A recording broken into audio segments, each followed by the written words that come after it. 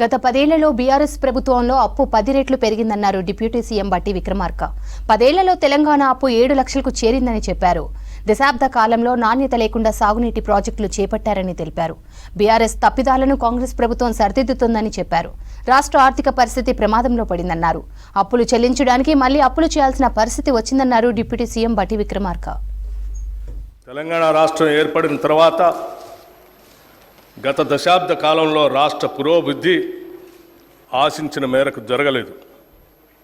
తెలంగాణ రాష్ట్రాన్ని బంగారు తెలంగాణగా మారుస్తామని ఒట్టి ఉత్తర కుమార ప్రగల్భాలు పలికిన గత ప్రభుత్వ పాలకులు అన్ని రంగాల్లో పూర్తిగా వైఫల్యం చెందారు.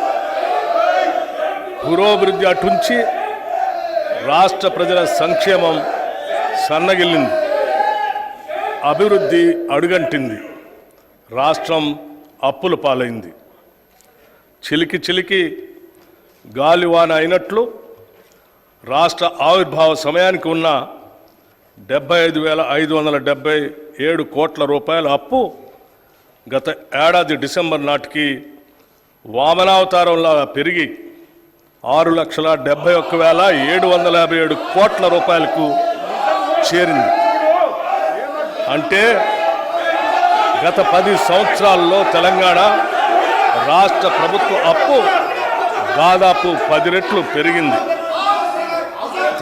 తదనుగుణంగా రాష్ట్ర అభివృద్ధి జరగలేదన్నది అక్షర సత్యం. ఇక నిధుల విషయానికి వస్తే గత ప్రభుత్వ కాలంలో ఆదాయం ద్వారా కానీ, అప్పుల ద్వారా కానీ, తదితర మార్గాల ద్వారా కానీ సమకూరిన నిధుల వ్యయానికి రాష్ట్ర పురోగతికి ఏమాత్రం పొంతలు లేని పరిస్థితి నెలకొంది. ఓ పక్క అప్పులు పెరగడంతో పాటు